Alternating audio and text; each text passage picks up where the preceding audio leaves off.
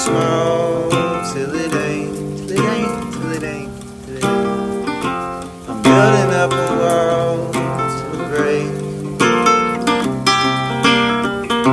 She hated when I call and it's late.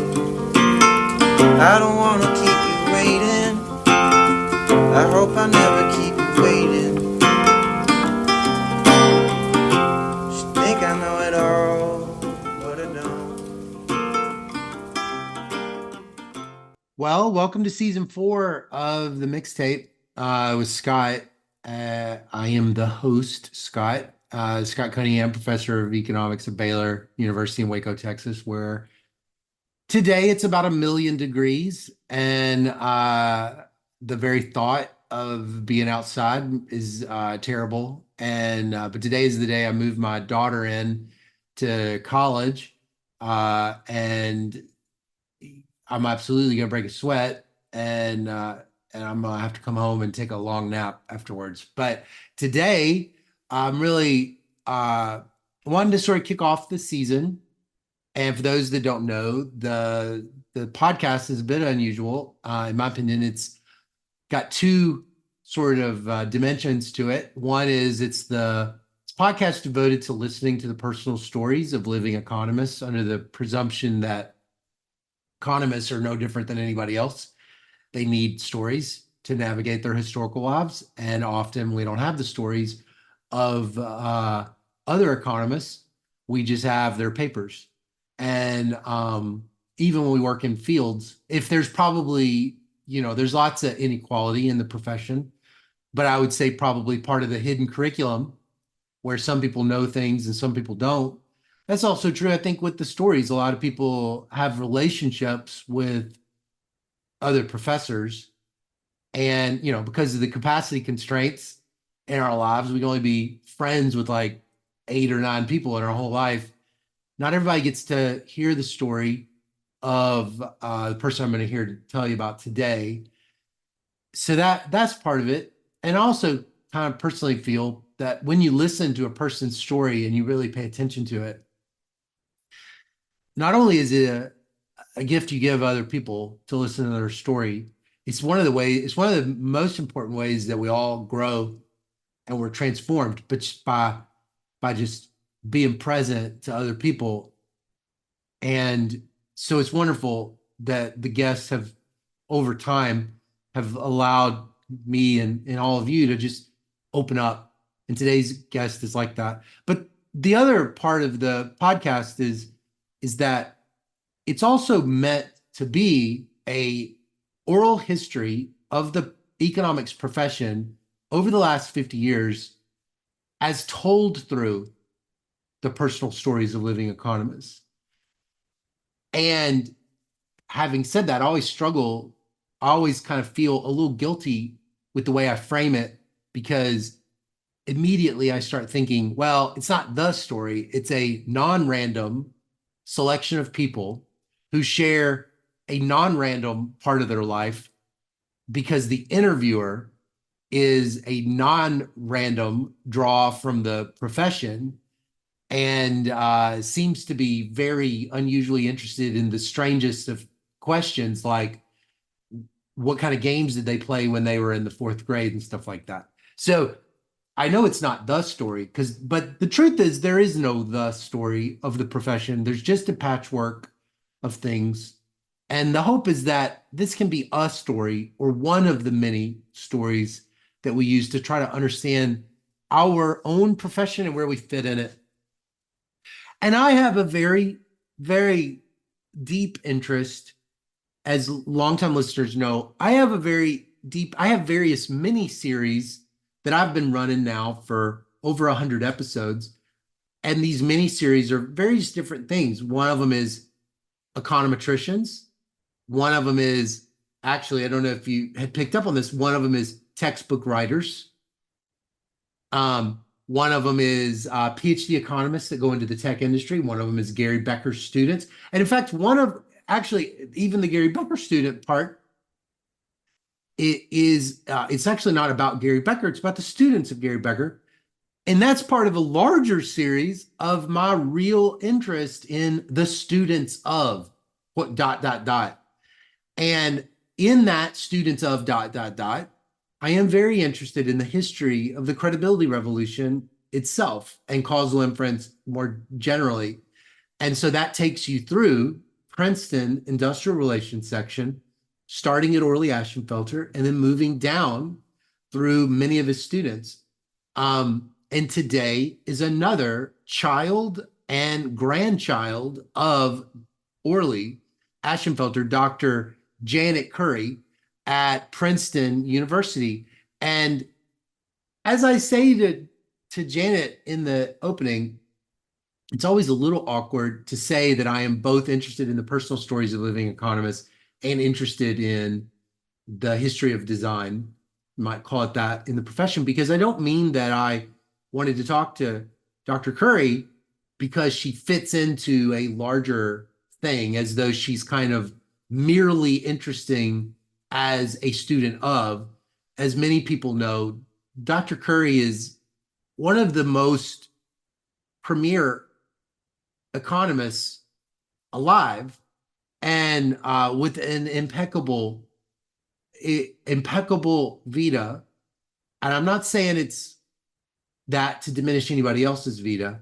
I'm simply saying that Dr. Currie is an incredibly impactful scholar that ranges a lot of topics, and in all these topics somehow magically manages to become unbelievably deep on each of them, making real advances in our understanding of those things, and then juggles other topics at the same time. And so she's amazing.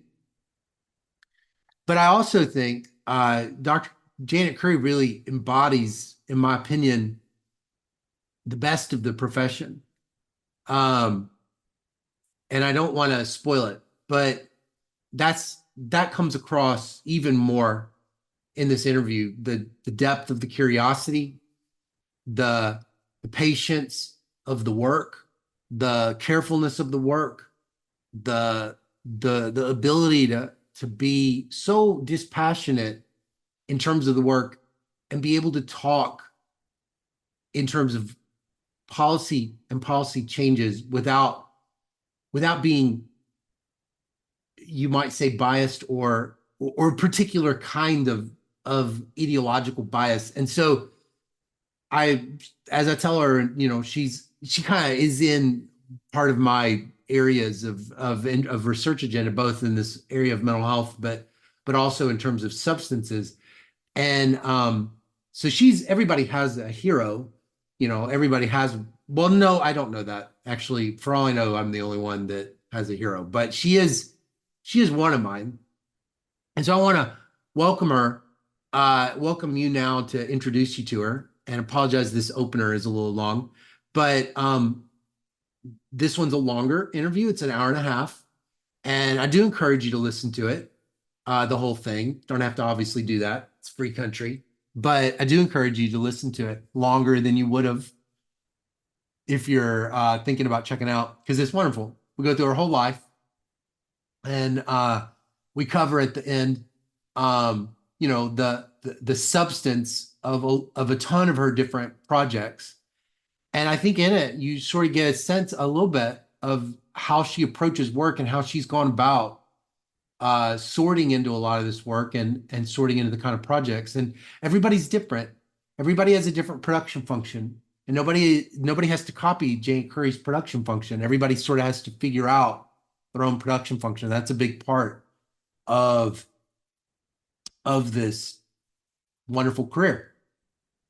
And but I will say it again, I think Janet Currie is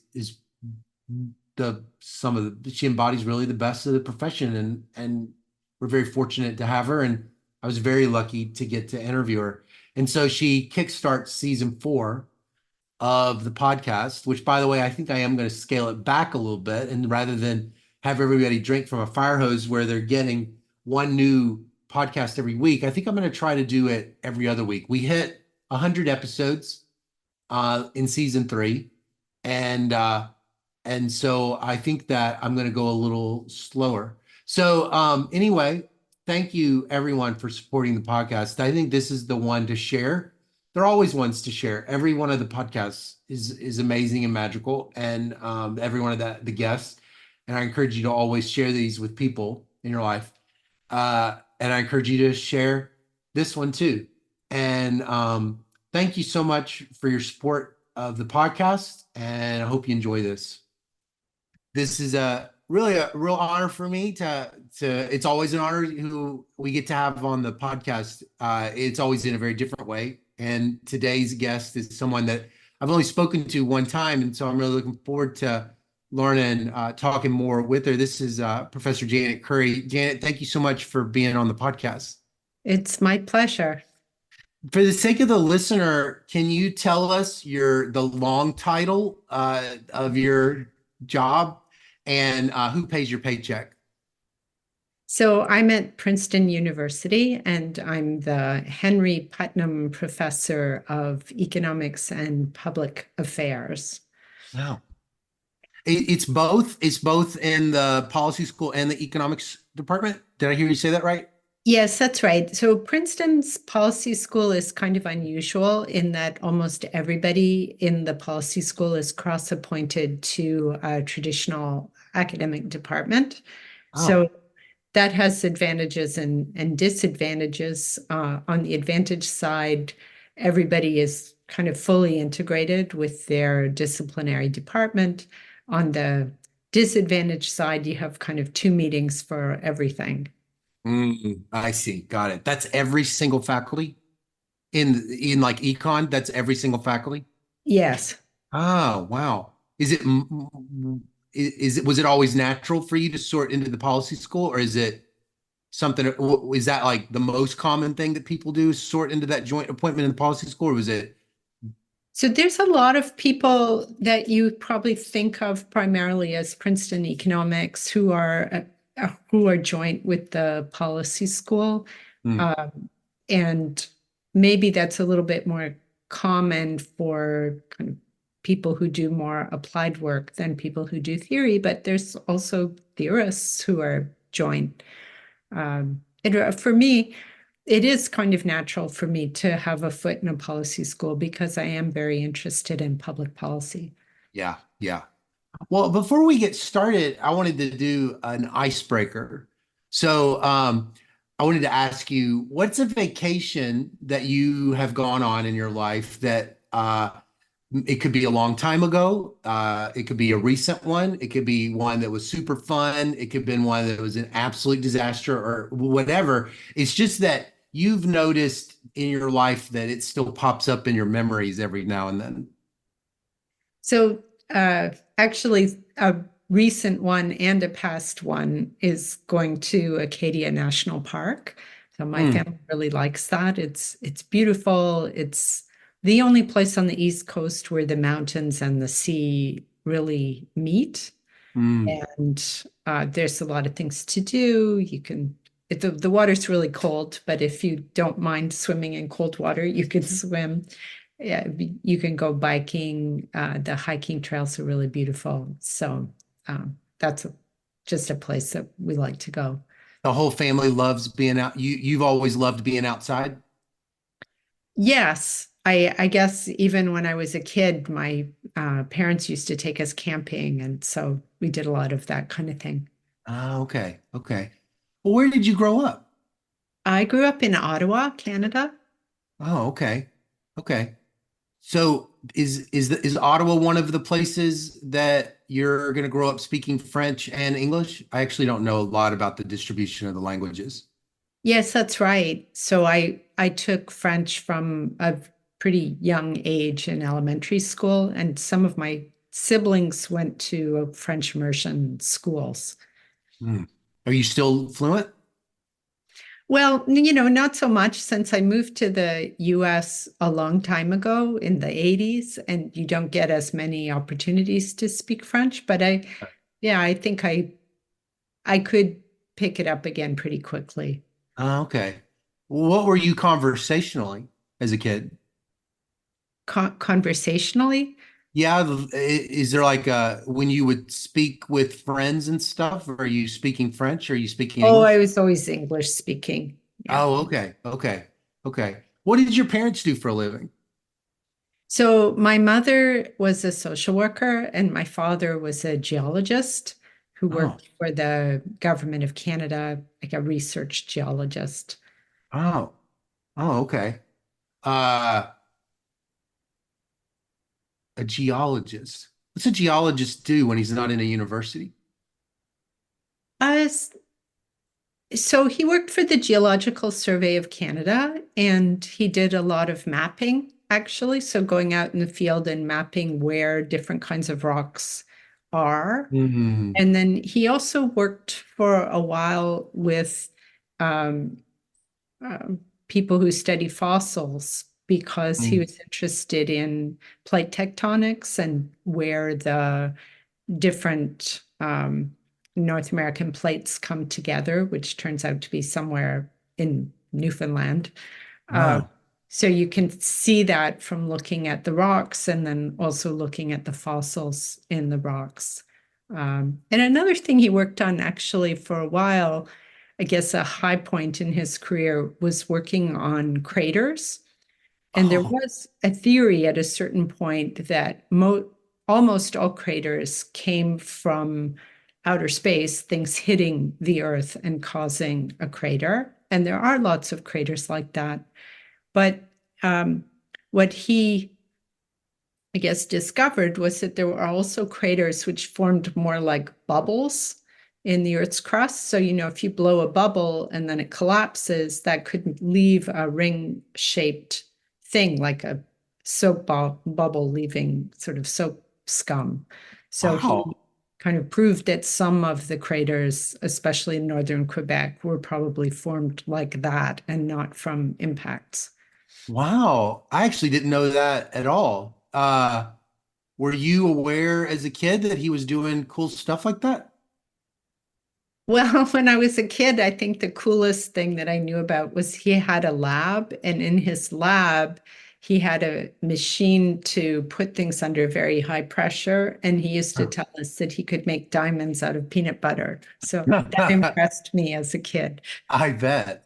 Oh, so you were you going outside with him ever? And like he was explaining these rocks and stuff? Oh, he always explained the rocks. Like we would be driving along and he would say, well, there's a moraine and that was deposited by a glacier. And there you can Ah, see where the glacier went over the land and scraped it down. And, I wish I had paid more attention. oh yeah, but that just seems, oh, that's every kid loves rocks. Yeah, I still love rocks. So They I think are it's great. cool what you can try and learn about the landscape from looking at the rocks. Ah, okay. Were you an only child? Do you have any siblings? No, there's 5 kids in my family. Oh, wow. Wow. Where were you in the birth order? I'm the oldest. Oh, you're the oldest. Okay.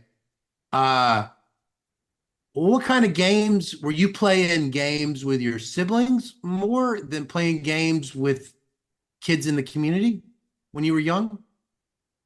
So I mean, I played with my siblings. We also played with the kids in the neighborhood. It was a different time, right? So kids just sort of ran around. You go out at the morning and then not come back until the evening and just run around with the other kids doing Yeah. whatever. So, Right, right. What'd you like to do? uh, I guess we had tree houses and Ah, um, you could go to the park, go on the swings, ride your bicycle somewhere. Uh, One of the things that I did when I was a little older, you could ride your bike from, it was quite a long way, but you could ride to this provincial park and go swimming in the lake. That was nice. did Yeah. y'all have a tree house? Did you and your brothers and sisters have a tree house? So we didn't really have the right tree for a tree Yeah. house. So we would Mhm. go to somebody else's house who had a Yeah. tree house. I haven't thought about tree houses in like a decade. I always wanted a tree house, but you got to have the right trees and somebody in the family has to have some skills. Yeah. Uh, so if I had found you on a random weekend as like a fourth or fifth grader during the school year, what could I have found you doing? Oh, probably reading a book. Oh yeah? You were a big reader? I was a big reader. What kind of books did you like? Oh, I did. I liked a lot of historical fiction. Hmm. What were those books as a fourth and fifth grader? What's the historical Oh, fiction? so I can't remember what I was reading in Oh, fourth and fifth grade, really, but some of the books that I liked, say like a book about Cleopatra or something yeah, like. yeah, yeah. Little House on the Prairie, that like things like that. So Little House on the Prairie wasn't really big in Canada, so I didn't read that. I read all the Narnia books. I read Yeah. the Tolkien books. So those type of fantasy books. Mm, mm, mm. So, what did you want to be when you grew up before high school? Well, that's a good question. I certainly didn't ever occur to me that I would be an economist because I don't Yeah, think most people grow up wanting to be an economist. yeah. I think I thought about being a doctor, lawyer, Mm, some type of professional thing. mm, mm. So you go to high school. I had a tough time transitioning to high school because I moved in the eighth grade to a whole new state. But some people have an easy transition. So I'm curious, what was your transition like going from middle school to high school? So I lived in pretty much the same community until I left to go to college. So I didn't have any disruption as you were describing. Um, Actually, a strange thing was that I walked into my homeroom in grade 9 and I Mm. met a girl who became my best friend throughout high school. So it was kind of like on day one, I met my friend and that was it. Oh, really? Ninth grade, you met your best friend in homeschool, and y'all stayed best friends throughout all of high school? Yeah. Oh, oh, that's neat. That's great. Uh, well, what sort of things did you like doing during high school? Oh, I did a lot of activities. I was on the debate team. I was briefly on the basketball team, although I was a terrible basketball player, really. Uh, what else did I do? I used to hang out with my friend quite a lot. Yeah. Um, So y'all were very tight. That was your one of your main kind of social things was this very close friend. Yeah. Well, what were your favorite classes? I liked history, actually. I was not that great as a science student. I remember we had I think it was in chemistry. We were given some mystery compound and we were supposed to figure out what was in it or separate it or do something to it. And I remember being very frustrated in the end because it turned out it was something like, iron filings suspended in something. So all you had to do is hold a magnet over it. But that Uh-huh. never occurred to me. So I was boiling it and filtering it and doing all kinds of stuff to it. And it never, you know, I failed. So, uh, and in So, biology, you just like dissect things, which I didn't yeah. particularly like. Yeah. So, Had you heard of economics at all in high school? no. It was not offered, and I hadn't really heard about it, nor had I read really anything about it. Mm-hmm. So then you're graduating high school, and as a little kid, the professional stuff, doctor, lawyer, is in your head. Are you thinking at all about your horizon when you're graduating high school and thinking about and picking your colleges?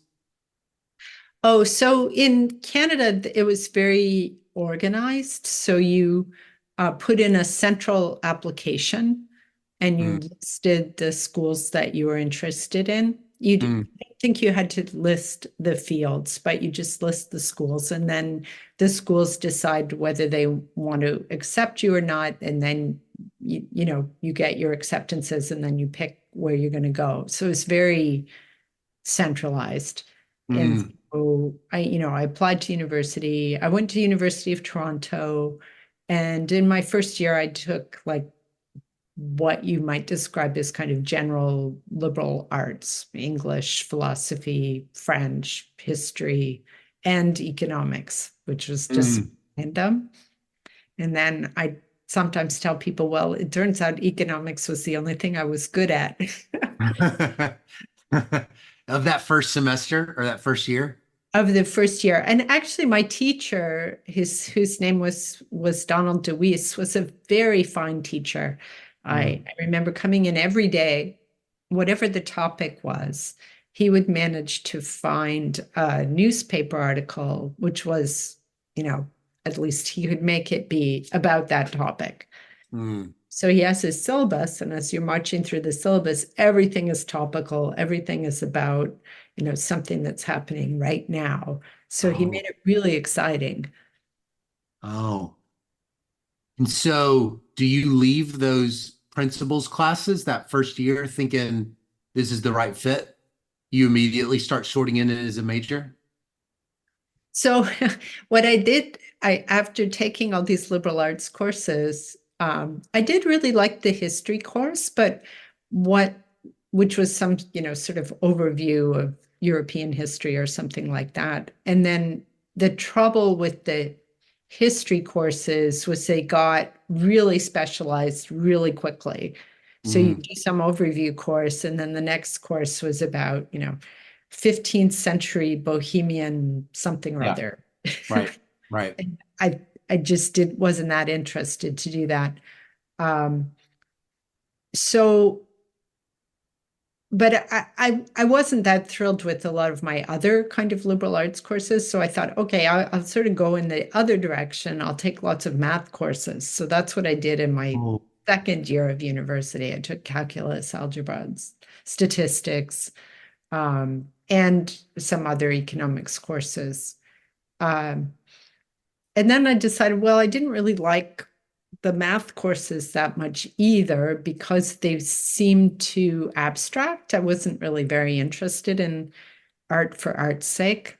mm, And so the economics courses really seemed to be the sweet spot. And also, in the way that the Canadian system was set up, you had to specialize at that point. So basically, I had used all my optional courses. If I was going to graduate with a major in anything, I had to get down to it. So then in my third and fourth years, I just took economics. mm, mm. So, uh, do you notice when you think back that there were like certain classes that were the ones you loved more than others? Like, you liked maybe you noticed you like micro more than macro or something like that. Was there something anything like that you were noticing when you were in college? So, what, now that you mention it, I don't really remember my micro and macro courses. What I remember is more the smaller and more specialized courses that you got to do starting in the third and fourth year. Um, there was a course on economic modeling, sort of estimating Cobb-Douglas production functions and translog production functions and that kind of thing, which I thought was very interesting. Uh, Mm, I was able to do an independent studies course on sort of topics in economic development, which I mm, thought was interesting. mm, Our economic history professor, whose name was Samuel Hollander, which was a real character. So he was very entertaining. mm. He had this sort of war going on with somebody called Mark Blogg about Oh their yeah. interpretation of Adam Smith, Ricardo, and somebody He was doing else. history of thought. He was kind of doing history of thought stuff. Yeah, he was doing history of thought, but it was always like this battle that he was having with Mark Blogg's wrong interpretations of what Ricardo was really saying. That would bleed into the class. You could Oh see yeah, every time. So yeah, that. And it's that like must be you're going fun. to Was learn that about what atrocities Mark Blug was perpetrating today. right? Yeah, right. Because Mark Blog is used to be like have like a textbook, I think, or he was like a more prominent in that. So what was that like seeing the kind of academic fighting as an undergrad? Oh, I just thought it was very humorous. So you end up doing this master's, you don't do the PhD. Was that why do you do that? How come you graduate in 82 and then you do this master's in 83? So you do a 1 year's master's. How come you didn't why'd you do that? Why didn't you go just do a PhD since that's what you were going to do anyway? Oh, well, that's how you do, um, like that's how you do it in Canada. So I was intending to do the PhD. Well, I guess what I became disillusioned with the PhD program at that time at the University of Toronto because I felt that their kind of view of things was that if you were any good, you would go to the States, which is where most of them had been trained. And Hmm. so I felt they were a little bit defeatist in that respect because there were some very good people in my program who've done well. Carol Proper, who's now, I guess, a commander of the British Empire or something like that, it was in Wow. my class. Some other people did go to Harvard. Hamish Stewart, who was went to Harvard and then became a lawyer and is now at the University of Toronto Law School. So there were a bunch of us and we all left basically because they kind of pushed us out. Oh, they were pushing you out. And so but you took that in a negative way. Well, it is negative, right? It's a colonial mentality to think that you have to go to the Ah, metropolis in order to get an education. right. But then you do it. You graduate in 83 and you do decide to go get a PhD.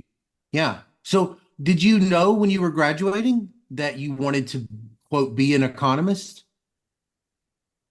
Oh, at by the time, yeah, I had gotten a degree in economics. I actually worked a little bit while I was finishing for an economic forecasting company, Oh, DRI International. And so I had some idea about what you could do with an economics degree um, without the higher education. I also interviewed with a bank, that kind of thing. Then I decided I didn't really want to do that. I did want to do something more academic. mm, So where all do you apply? Oh, I applied lots of places actually. Uh-huh. Um, I let's see. I got into quite a few places. I didn't get into Harvard, but Uh-huh. So what's your criteria when you're deciding? You've got this big portfolio of schools. oh, I really didn't understand very much about how the system works. And even then, I guess it worked the same way, which was for a graduate student, if you couldn't afford to go the first year and borrowed money, probably after that, they would find some way to support you, right? I just didn't know that. So I was looking at the amount of money that you would have to borrow to go to these places, and I would just Mm, get to the place that offered me the most money. yeah. So, So you go to which turned Princeton. out to be Princeton. Yeah. What'd you know about Princeton? Had your professors said anything like, "Oh, they're really good in labor"? I didn't know anything about any of these places. Oh, okay. So you end up in Princeton. Had you been in the United States before? So my mother actually was American and from Missouri. And so I had been on holidays in the US and visited people. I had never lived in the United States. Hmm. It's not very different, or is it super different from Toronto?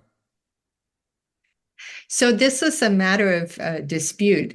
Americans don't think Canada is very different than the United States, but Canadians like to think that it's very different indeed. So Hmm. You could feel depending, it? It felt different to you? yeah, it still feels different, although I've been here for a long time. It is Okay. different in some respects. Well, so you get at Princeton. So I was thinking you get there 83. Is that right? Or like fall of 83? Yes. How big is the cohort? Oh, I think it was maybe 28. It wasn't very big. Mm, mm. And so tell me about that first year. Tell me about taking all those, and then getting ready for the prelims and all that. Yeah, so I think a lot of people find that their first year of graduate school is very difficult, and I did too, because you are coming from a situation where presumably you did very well, or you wouldn't be going to graduate school, and then you arrive and you're not the top of the heap, you're maybe the middle or even the bottom of the pack, right? In some Yeah, things. yeah. And yeah, so there are a lot of things that were difficult about it. I didn't probably, even though I had taken quite a few math courses, I wasn't as skilled in math as some other people, which Mm. was a handicap. There were Even though very you'd taken few, all those math classes, even though you'd taken like yeah, all so I that, hadn't taken real analysis, for example. even back then, real analysis was, I've never known exactly when the profession began to say, you better take real analysis. Yeah, well, I had Hugo Sonnenschein for micro, right? And he was doing refinements of equilibrium and stuff like that. Oh, So right. it probably would have been helpful. I guess one of my first midterms in theory, I I really did very badly on the midterm, but he had arranged the questions in order of what he considered to be in order of difficulty. And Yeah. so I sort of botched most of them, but then I got the last one. So, so he felt that I wasn't completely beyond the pale. So, so the prelim, how'd you prepare for the prelim? Oh, just studying a lot, doing a lot of problem sets. I just, do problem sets out the wazoo. What was your cohort? What was it like, in the Princeton cohort that you were part of, that like, you know, um, you've got colleagues like Bob Lalone and things like that. And so I was curious, right? He would have been a classmate, maybe a little bit No, he older. is a little bit older. I think he would have been about 2 years ahead of me. Okay. So how competitive was it amongst your classmates? Did it feel Oh, competitive at the time? no, it didn't feel competitive, actually. It was a very nice group. And part of it was that we did do a lot of problem sets together. Yeah. So there was there was a problem set every week in micro, every week in macro, every week in econometrics. So you had the problem set, and they were very hard, long, difficult problem sets. And I think it was sort of intentional, almost like you just couldn't survive trying to do them all yourself. You had to work with other people. Hmm. Um, and so you did get to know people kind of bonding over these horrible Yeah. horrible problem sets. Yeah. Yeah. Who'd you become really close with? You don't I know I don't want to say your best friend or whatever, but which of your students thinking back were you did you build a lot of connections with that during those early years? Yeah, well, there were only two women in my class, which were Anne Case and Anne Harrison, who've Mm, done very well subsequently. Mm, Uh, and so sort of naturally, I got to know them very well. Um, yeah, I think, the whole group was a pretty nice and friendly group. So, mm, mm. What about female faculty? oh, there weren't any except for Becky Blank, who was junior. Oh, okay. Okay. There were no senior women faculty. Did that feel odd? It did actually. I mean, I don't know. There weren't a lot of women faculty anywhere. So I'm trying to think if there were any at the University of Toronto. I don't think that there were at the time that I was there. So I think what shocked me more was that there were so few women in my class because as an undergrad, I had generally had, reasonable number of women in my class. And at the master's level, there were a lot of women in my class. And then to sort of walk in at Princeton and there were two other women in the class, that was a bit of a shock. Hmm. Hmm. Hmm. So I don't exactly fully, I know a lot about the industrial, well, I wouldn't say that I know a lot about the industrial relations section, but I would say that for someone that knows nothing, if you take a sample of people that don't know a lot about the industrial relations section, I know more than the average, but I don't know exactly what it visibly, you would have been a part of it in some respect, right? So how does that how did that happen? What exactly what does it mean to kind of be as a what did it meant in your life to be quote a part of the industrial relations section? And when does that start and why does it even happen for you? Yeah, so I guess I didn't know a lot, as I said, and I didn't know that it was a great place for labor economics, and I didn't really know very much about any of the professors. But I think two things happened. So one was that I got a summer job working for David Card, Mm, doing some sort of literature review, or something like that. So uh, he got to know me, I got to know him a little bit.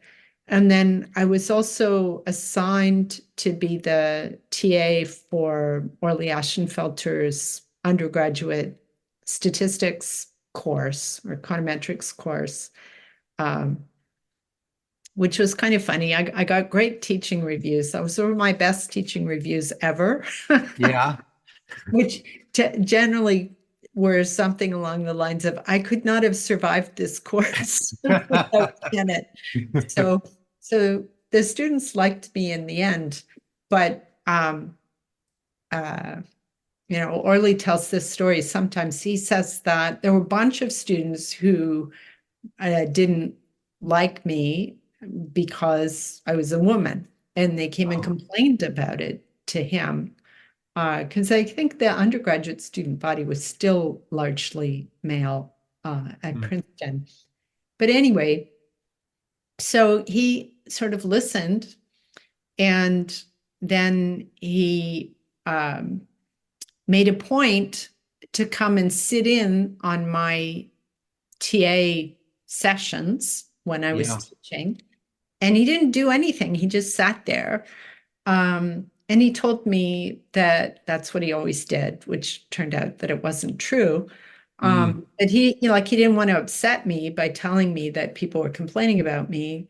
And he felt that just by being there and showing that he knew what I was doing and that he approved, that would be helpful. And it was actually, he didn't get any more complaints. So oh, really? That's wild. You've got these incredibly high evaluations and you've got students that are complaining and it's pretty clear they're making some complaint about your gender. Orally can tell it's like this is actually a gendered complaint. yeah, like women aren't qualified to do this. Wow. Okay. So you have that experience you have this great experience with Orly in this econometrics TA, and you also are an RA for Card. That was what, second year, sort of ish? Yeah, that would have been my second year. And so, and I was taking labor as a field. And so after that, I feel like I sort of got adopted. It wasn't so much that I chose them as they chose me, perhaps. Mm, But then in terms of what it basically meant that you had an office in the section, which was very nice for a graduate student. I mean, most people didn't get an office, and if they did get it, you got a carrel in the library, which were these like metal cages yeah, where right. you could lock your books in them. So having an office was a big deal. And then just sort of being around the section, David Card was there every day until the library closed at midnight. So somebody was there working, and they had a coffee lounge. And so you would go and have a coffee and sit around and talk about what you were doing. Or if you were having trouble with your computer program, you could ask somebody else who was there. It was just a very collegial working environment where there was a lot of learning happening sort of horizontally, just talking to the people around you. Mm, mm. So I'm curious, I always get kind of the same answer, but I'm curious, did it feel at all while you're a graduate student that this whole, if you look at the where the profession goes in terms of the credibility stuff, could you have put your finger on it back then that there's like, oh, there is something different, because you don't really know what your life would have been like at any other school. So it's kind of like, but I'm curious if you could have put your finger on they're approaching stuff in a different way. My professors are, and I am also as a result. Did that at all ever be something that you would have noticed back then? Well, it's sort of interesting that you would ask that. So I had Bob Lalonde, who's a little bit older than me, and people like Dan Sullivan, and then a little younger than me, but in the same office environment, Thomas Lemieux and John DiNardo and Josh Angrist, right? So we all overlapped. Mm-hmm. And nobody was sort of telling us, oh, there's a credibility revolution going on here. Yeah. But there was, I would say, a lot of evidence or a lot of emphasis on having credible results. So there are a lot of people there to poke holes in what you're doing and suggest maybe you could do something else, or have you tried it this way, or have you tried it that way? And I don't know if that is so different than what would have been happening in other places. Mm-hmm. I remember at that time, I think Orley was editing the first handbook of labor economics. And there was a chapter in there about labor supply, estimates of labor supply. Mm-hmm. And estimates of labor supply were actually all over the map because people were doing Heckman corrections, and they were doing instrumental variables. And, at that time, people would do instrumental variables and they wouldn't even tell you what their instruments were. They just say like, well, I did instrumental variables and here's what I got. Yeah. Right.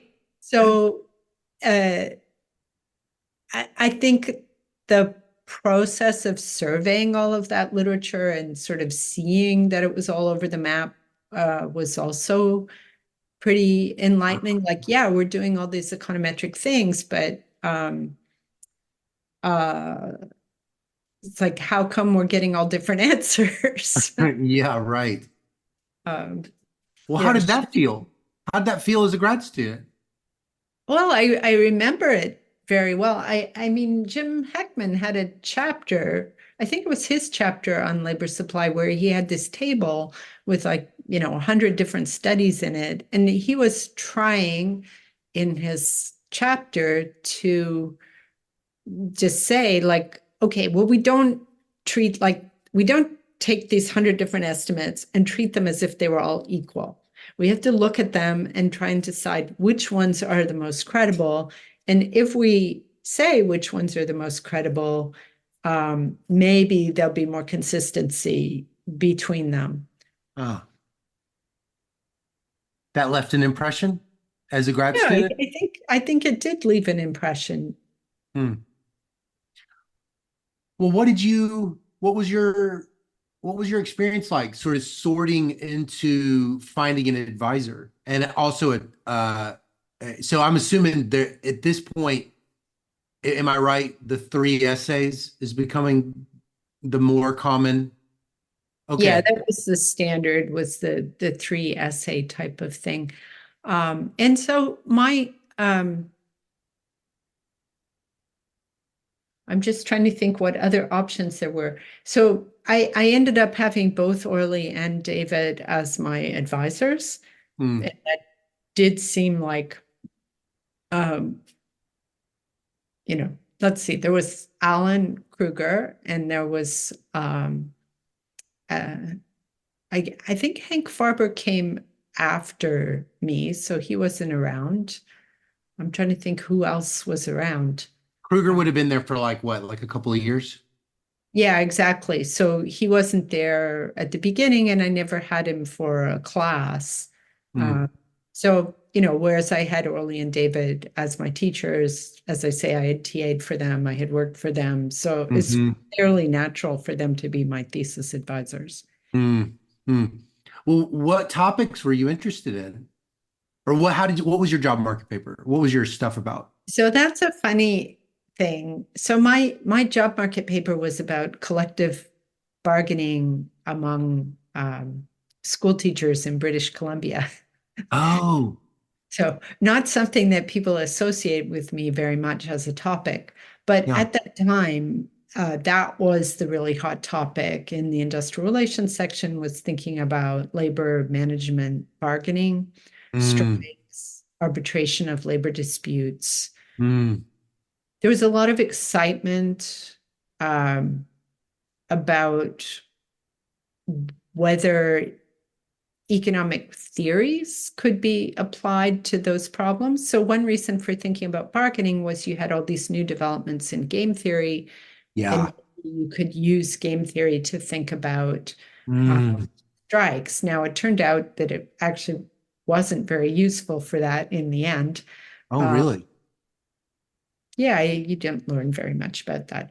I mean, the trouble is it's very difficult to bring many kinds of theory to data, in the sense that theory may be very stylized relative to the data. And that's Mm, especially true. A lot of the insights that you get from game theory about how the timing of offers really matters, and the time between offers really matters, and so on. Sure, that might be true in the lab, but it's sort of hard to see how to apply that to a real world bargaining situation where you don't even know when people are making offers. So right, anyway, right. that was what everybody was working on. And so I decided to work on that too, not very originally. Mm. And so my thesis was 3 essays about collective bargaining in the public sector. No family stuff in No, your dissertation. none. Huh. So, how familiar were you with Becker's stuff and even this new these Nash bargaining models like Manser and Brown and McElroy and Horn? Because those would have been out, and you're working on collective bargaining.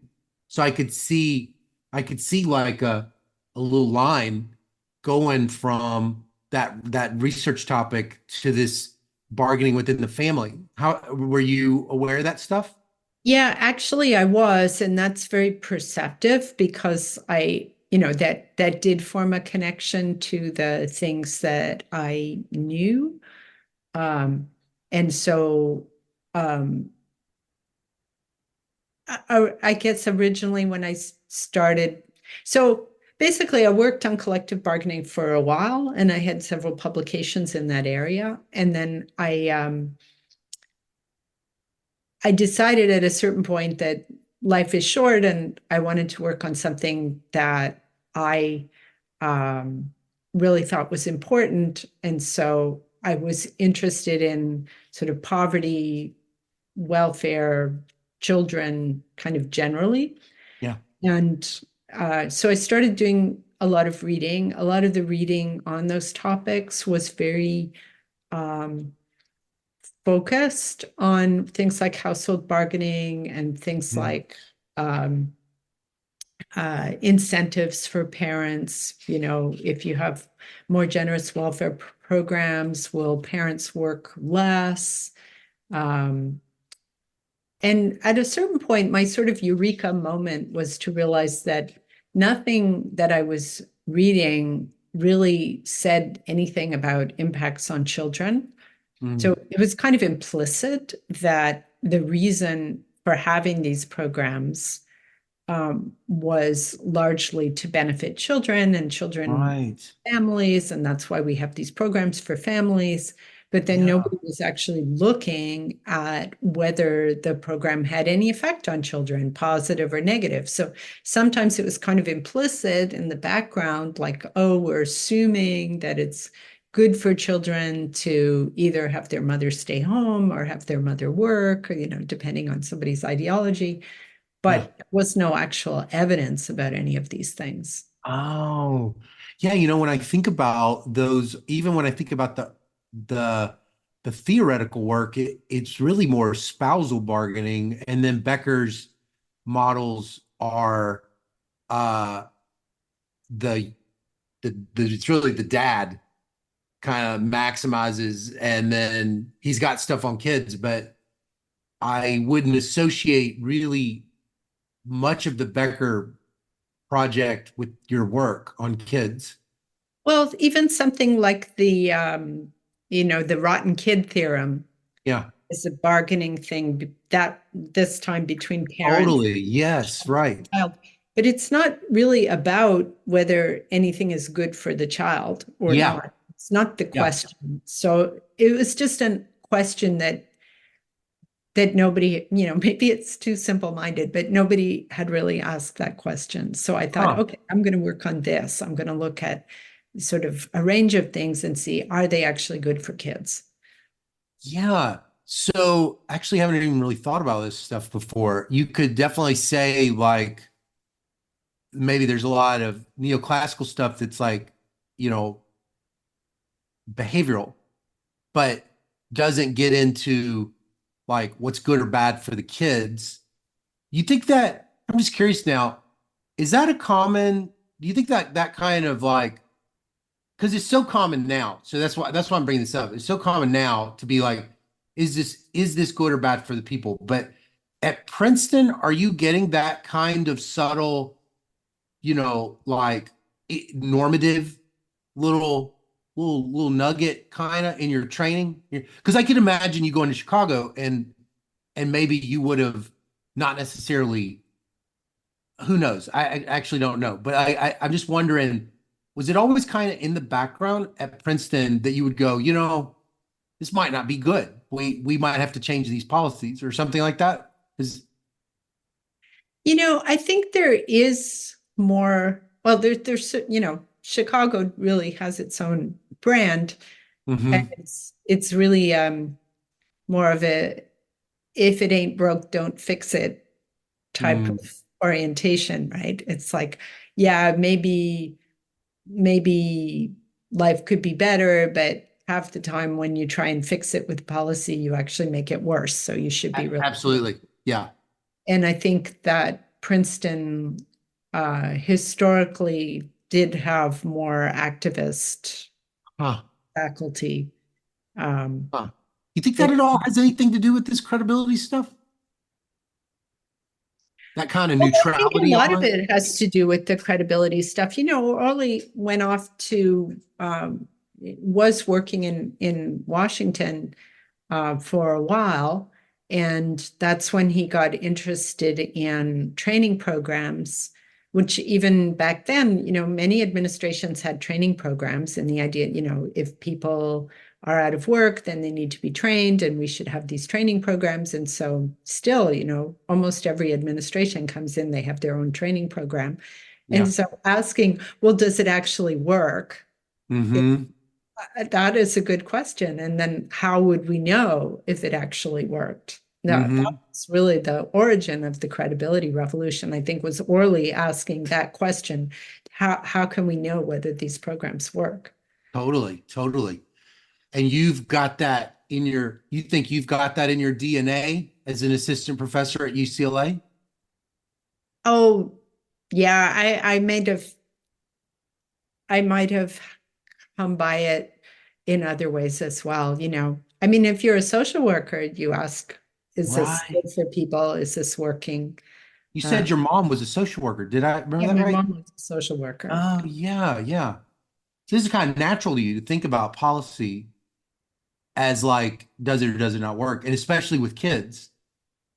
Yeah, right. When does this eureka moment happen? This is at UCLA? So this was, yeah, when I was at UCLA. So that's when I started working on kids.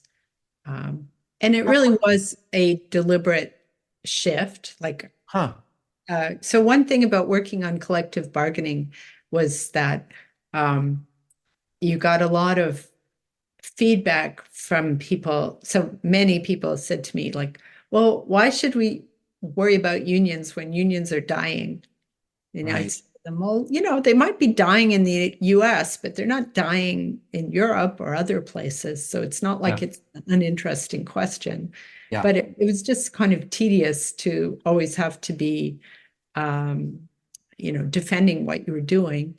Yeah. And if you look at it ex post, there's just not a whole lot of, there is still a union literature, but there's not a whole lot of literature that's explicitly interested in collective bargaining anymore. So it was sort of a flash in the pan in terms of topic. Yeah, right, right, right. So there's both this kind of push and pull kind of thing going on. So how quickly at UCLA are you sort of like, okay, two questions. How quickly at UCLA is this eureka moment? And then secondly, are you the kind of economist who can see that, yeah, this is going to be my life? Like you sort of see a research agenda as opposed to I'm gonna do this paper, I'm gonna do this paper, I'm gonna do this paper. You sort of saw at some point with that eureka moment, you were like, I could imagine that this is how I'm gonna spend a big chunk of my career.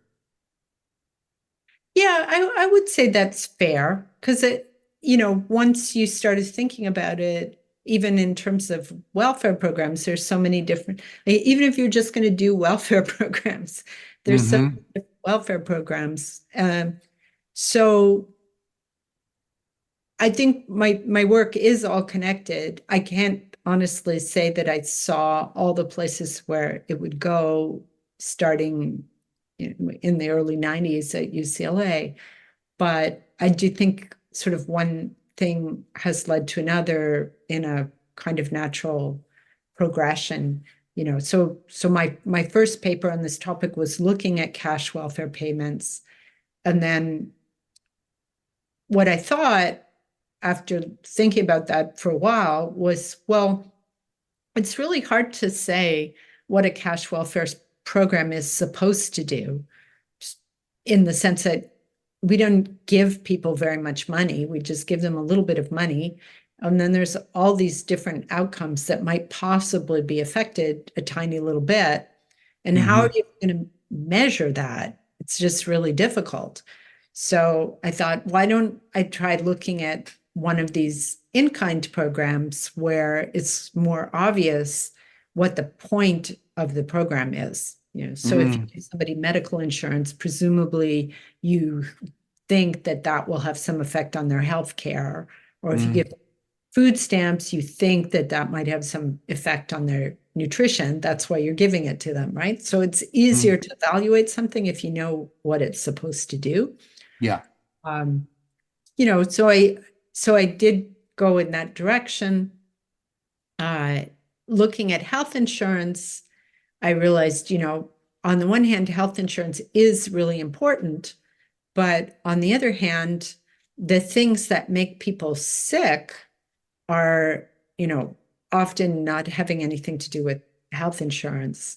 Mm-hmm. And so I started looking more at environmental threats to health, but still with the same focus on children. So, Mm. and then the mental health part, I think, came about because looking at outcomes, the first time that I sort of became aware of the importance of mental health was I was writing this handbook chapter with Bridget Madrian on health and labor supply. And we were reviewing all this literature. And at first, we weren't even going to think about mental health. We were just like, oh, who cares about mental health? We're just going to focus on physical health problems. What And year then, would this have been? What year is this? oh, it was in the, yeah, I'm sorry, I don't remember the year.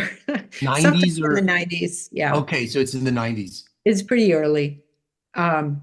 But even then, what we realized was actually that mental health was where it's at when you were thinking about labor supply, because if you were trying to find a health problem that really took people out of the labor market for a long period of time, it would be a mental health problem. And, Mental and so health problem of the parents. That's what's the not mental health problem of the kids, mental health problem of the parents. Well, like I say, this was a handbook chapter about labor supply. So we're looking at Yes. just working age people and Uh-huh. what causes, what impact does health have on labor supply? But And not the kids. Is it the kids that, I mean, is it also the kids that it's in this handbook chapter? You're thinking like, my kid has a mental health problem, and so I'm going to exit the labor supply. I see what you're saying. Yeah, I think we did talk about that a little bit. There is a literature, Susan Adner was one of the first people to write about that, with especially mothers, mothers Yeah. getting taken out of the labor force because they have a disabled Yeah. child. Mm-hmm. Um, yeah, so I think we did talk about that as well. Hmm. There's a lot of this stuff coming when you do these, when you're doing these lit reviews. I bet they're very eye-opening, like a handbook chapter. It's very eye-opening, and you just sort of have this big map that you connect. All of a sudden, you can. Well, first of all of a sudden, you're an expert on the map, and and you actually might be one of the few with the map. So you could imagine that now it sort of really gets fired up that you can see how you're going to tackle this area. Is that what kind of, does that happen? I have, that's again very perceptive. I I think I've ended up doing quite a lot of these surveys and handbook chapters and so on, and I Uh-huh. have gotten a lot out of it. Huh. I think there's kind of a technology for doing it, in the sense Yeah. that you have to assemble all the pieces, but then it's sort of like a giant jigsaw puzzle. You're trying to get what Yeah. the big picture is, Mm-hmm. and you have all these pieces. So how do you go from this pile of pieces to the picture? And like when you do a jigsaw, you sort of maybe start with one corner, or you start with one part of the pattern or something like that and build it out. And then eventually you piece it together. I think Mm. uh, that's what I often end up doing. So that handbook chapter might have been really important for Yeah, your I what think it happens next. certainly planted a seed in terms of the mental health work, that this is really an important thing, and not secondary at all to physical health problems. Oh, so what's the first mental health project that you undertake after that? Yeah, so after that was probably the papers about ADHD that I That's after found. that? Yeah, with Mark Oh. Stabile. So those were early 2000s. That's your first entry, is that. How many? So it must have been, when's this coming on the scene? Attention deficit disorder. Is it in do you remember which DSM manual was like? I wonder when it shows up in the DSM manuals. Yeah, that's a good question. I know it's there in DSM-4. I Yeah. don't know if it's there in DSM-3. Hmm. It was was it was attention deficit disorder in the early 2000s, hyperactivity being the thing you would hear about with kids? Is it so? Okay. When is this like very early in public awareness about attention? Like everybody's talking about hyperactivity in the schools and things like that. Is this a very early time? I actually do not know the history of when this starts to become like everybody's talking about it. I actually don't know the history as well as I probably should either. I do know that ADHD has been treated with stimulants for a very long period of time. Uh, Mhm. Definitely back in the 60s They were doing already. stems in the 60s for attention deficit disorder. Well, they were doing Adderall and Ritalin. What was Uh, the so not Adderall, but Ritalin's been around for a very long time.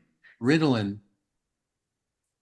Ritalin's they're different. Amphetamine and Ritalin's not an amphetamine. It's got a connection with something else, or is it also a branch of the amphetamine molecule or whatever?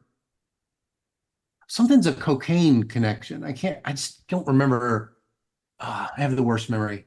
Uh, I don't know, so I don't want to speculate, but I just know that it's been used for a very long time, and that's one of the hmm, reasons why it's considered safe.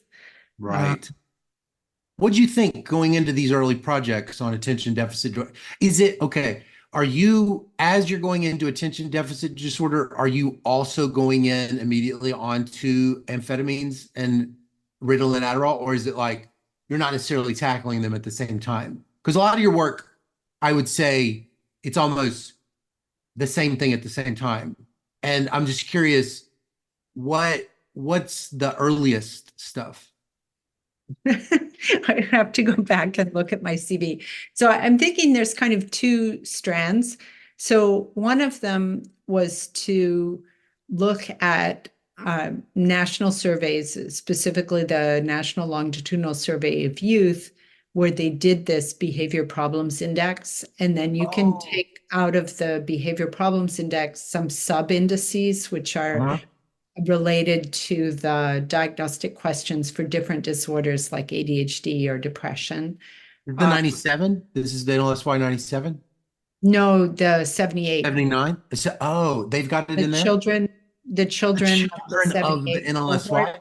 Oh, oh, you don't really meet a lot of people that did the children of the NLSY 79. That's like I always feel like that's a great data set. And I wrote my dissertation on the NLSYs and I always was like, boy, I should dig into this, but I never really would meet people so you dug into it pretty closely. Well, and there was a Canadian survey that was sort of modeled after it. Huh? So we looked at the Canadian and the US surveys and just were looking at if you have kids that are diagnosed at a young age with these conditions, um, how does, well, I shouldn't say diagnosed, because the great thing about the survey is they give the behavior problems index to all the kids. So you don't have to worry about bias because some people get diagnosed and other people don't get diagnosed. But you're looking at symptoms. So you're saying, okay, kids who have a lot of, say, hyperactivity symptoms, how do they do when we look at their outcomes, 8 years later? Oh, So we could show that the kids who had high levels of symptoms did worse later yeah. on. And you could also do sibling comparisons in both data sets. So you could see that the kids who had high levels of symptoms did worse Hmm. than their own siblings with lower levels of symptoms. Hmm. You could look at a pretty wide range of different outcomes. So not only test scores, but were they still in school and so on. Yeah. So we did that kind of work. And then the work on ADHD, one of the papers was looking at an experiment, sort of a natural experiment in Quebec, where they made it easier to get medications. And you saw that there was a big increase in the number of kids taking ADHD drugs. Mhm. And then again, we would try and look at what the effect of that was. You can get that in the data too, though. You could match it with these panel data sets. I know you've got the natural experiment on the right-hand side, but you can see in the panel, oh, now they're getting more scripts. You can see a jump in the data set. Oh, Yeah, you wow. could see whether they were getting medications for Oh, different what'd you, things. I think I remember this study because don't you also have a study where you kind of look at the reverse of that, where it was like shortages of Adderall? Am I not remembering? I Oh, maybe guess it's just this somebody one. must have done that study by now, but that also would be a good thing to look at. So that's what I'm thinking of is you're doing the expansion natural experiment as opposed to the shrinking. Got it. So what do you find? I'm trying to remember. I remember this paper. Yeah, so in that paper, we didn't find very positive effects. Yeah, that's right. That's what I remember.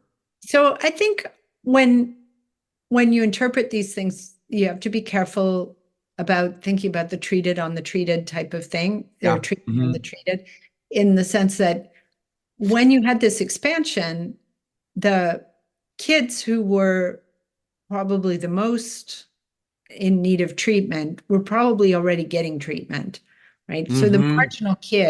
the marginal kids actually had lower behavior scores than Mhm. ones who are already being treated. Mm. So, if you take a bunch of marginal kids and treat them with drugs, maybe that doesn't have a good effect. That doesn't mean that you shouldn't be treating the other kids. Yeah. So I guess my That kind of gets into some of the supply side of the physician. Even when I think about your opiate stuff, it's like I am expanding over a larger group of kids at the extensive margin. You can't really expand at the intensive margin. Like you're either on 30 milligrams of whatever, you're not going to be on more of it. yeah. But so like it would probably be, you think it was new physicians even that are taking advantage of that natural experiment?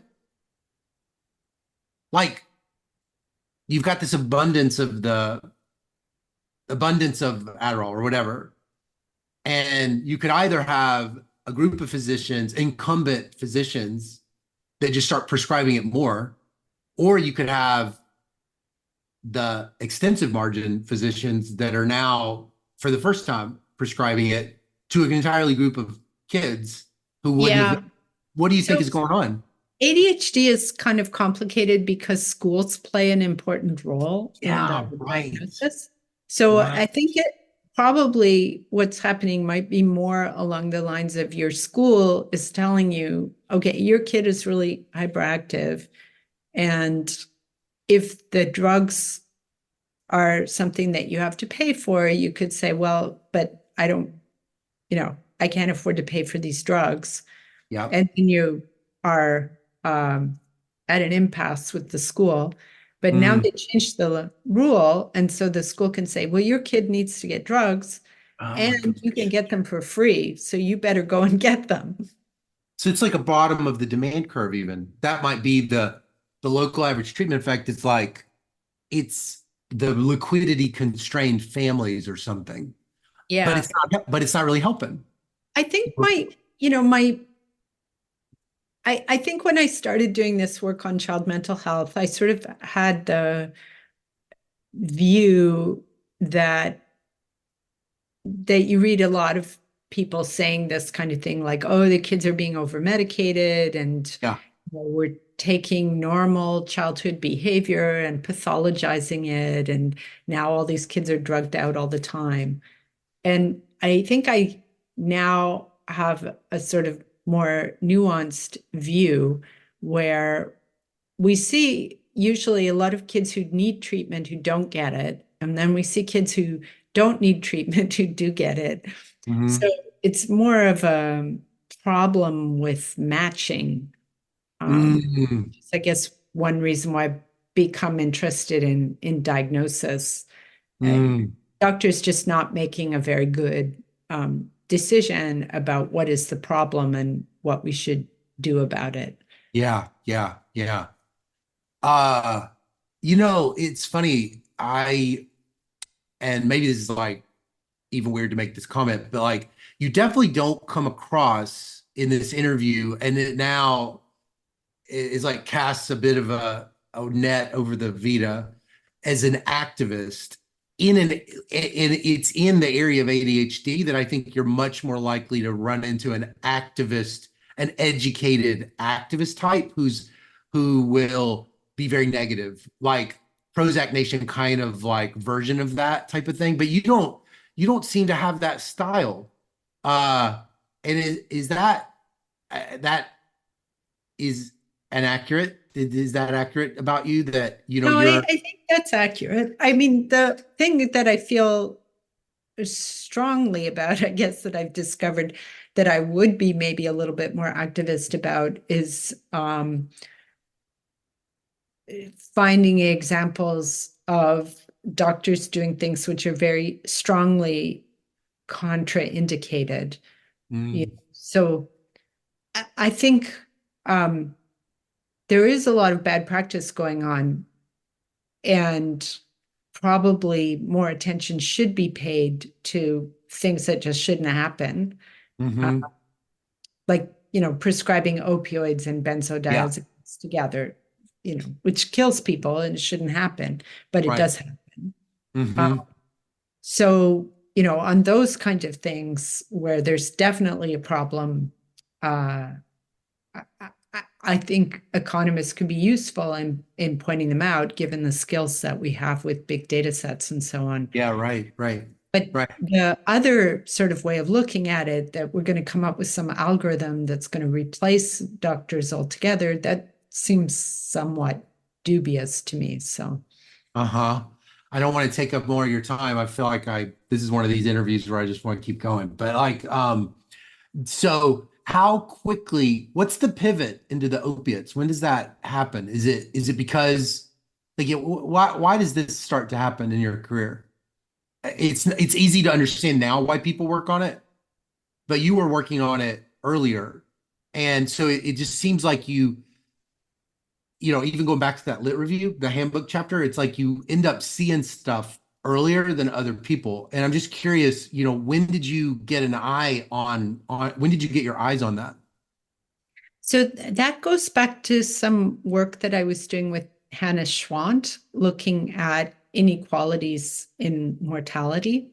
Hmm So there's been a lot of attention paid to falling life expectancy in recent years. hmm Um, and one of the things that we pointed out was that so life expectancy is sort of a complicated thing to look at. It's a very hypothetical thing in the sense that when you calculate life expectancy, you assume that somebody's mortality rate, at age 40 will be exactly the same as what the mortality rate for 40-year-olds is today. So when hmm you have changing mortality rates, life expectancy becomes a very abstract measure. So we mm actually looked at mortality by age and saw um, a very interesting pattern, which is that you did see growing inequality in mortality for adults, but shrinking inequality in mortality for children. So what I mean by that is that mortality is falling for children, but falling faster in poor places than in richer places in the United States. And so mm we argued that that was because of all these social programs and safety net programs. mm But when you started looking at mortality and saw this very striking decline in life expectancy for adults, then it's kind of natural to start digging into that and say, well, why is there been this decline in life expectancy? What are the causes? And Mhm. there, opioids just pop out as being Oh, the major cause, right? oh, So I think it's unfortunate that the idea of deaths of despair has taken off so much, because that packs a whole bunch of things together, it yeah, bundles suicide and so on. Suicides are fortunately way too small to yeah, be driving declines in life expectancy. right, But right. if you just do a simulation and you say, well, what if opioid deaths had remained the same as they were in Mhm. 1990 Yeah. or 2000 even, then you don't see a decline in life expectancy. Oh, So that's opioid fascinating. deaths is big enough to by itself drive the decline. Right, right.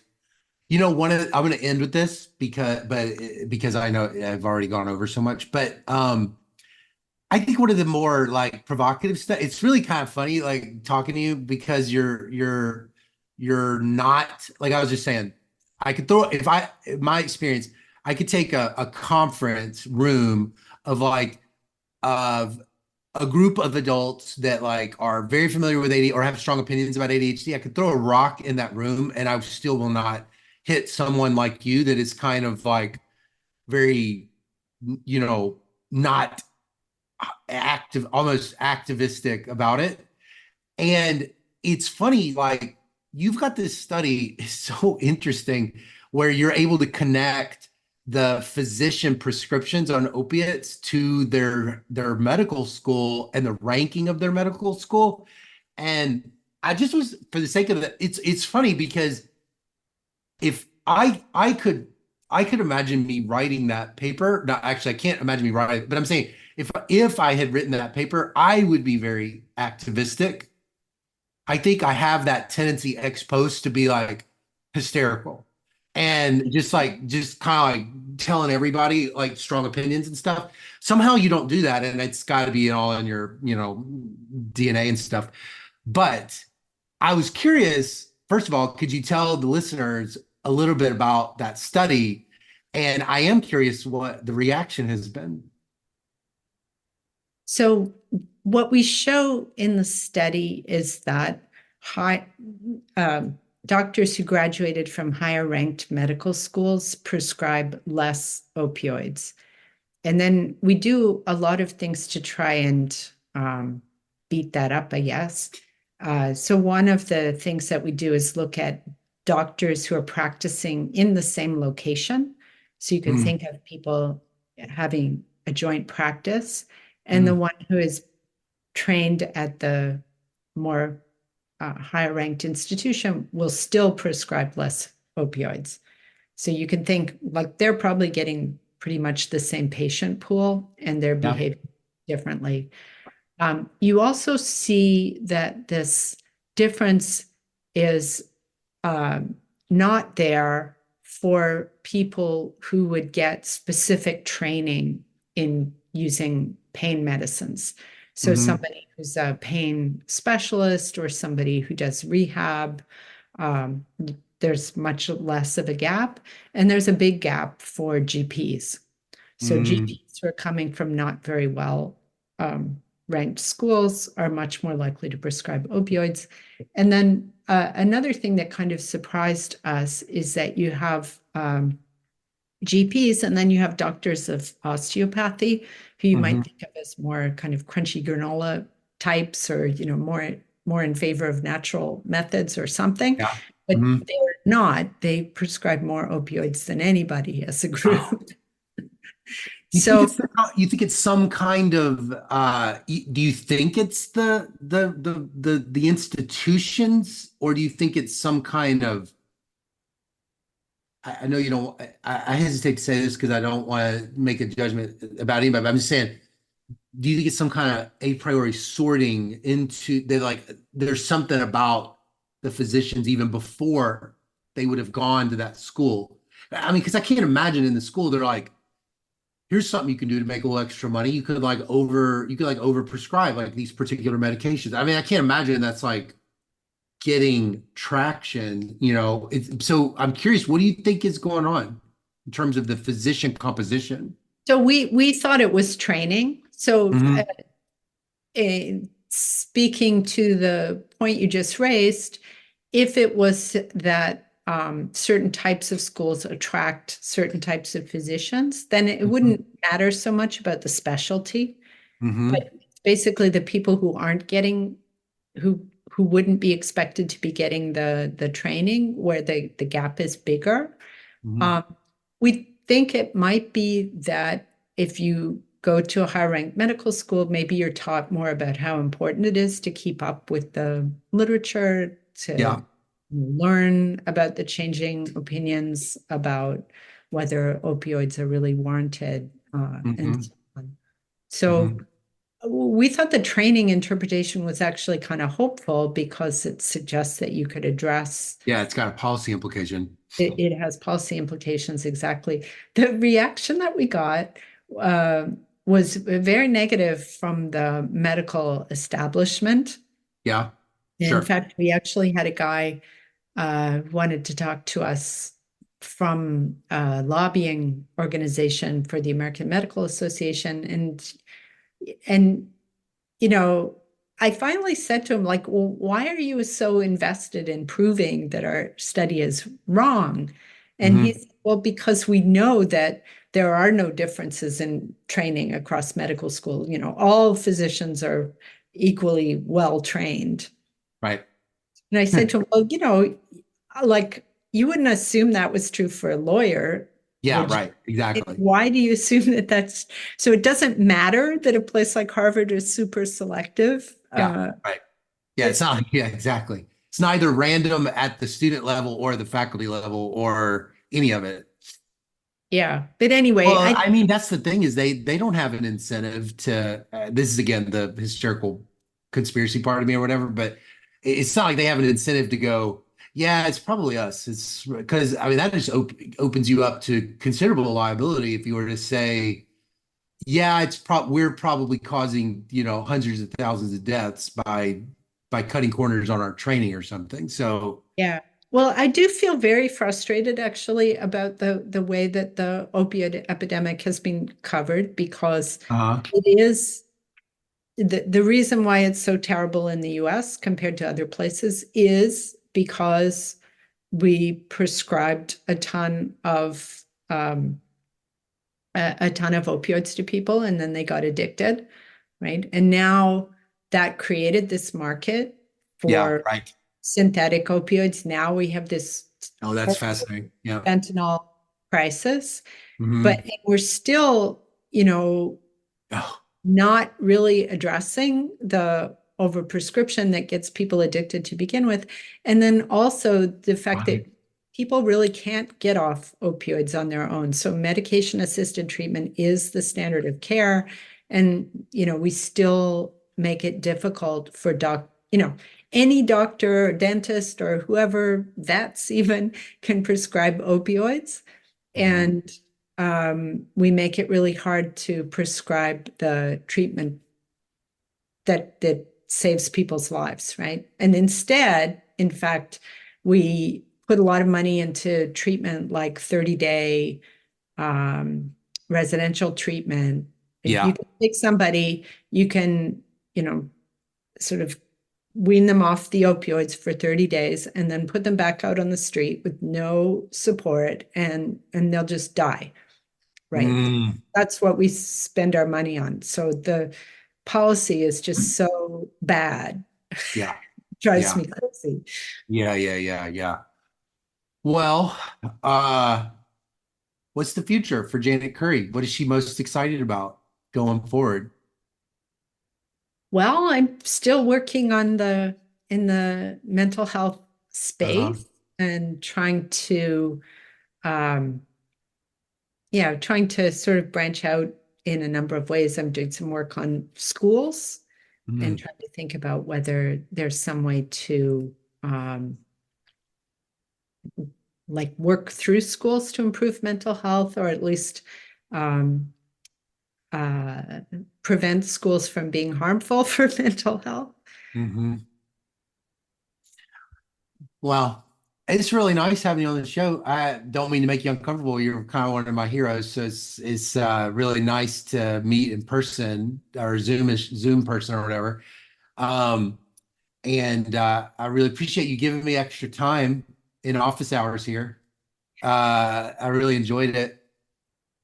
Thank you. It was very nice talking to you too, and I think you're a good interviewer. So You're a great guest. Okay. Well, you have a great day and a great semester. I hope that yeah, you'll continue to get your really great teaching evaluations. I'm sure you've only gotten better and better ones as your years have gone on. I hope you have a great semester this semester.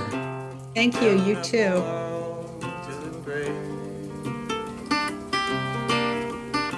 She hated when I call when it's late. I hope I never keep you waiting.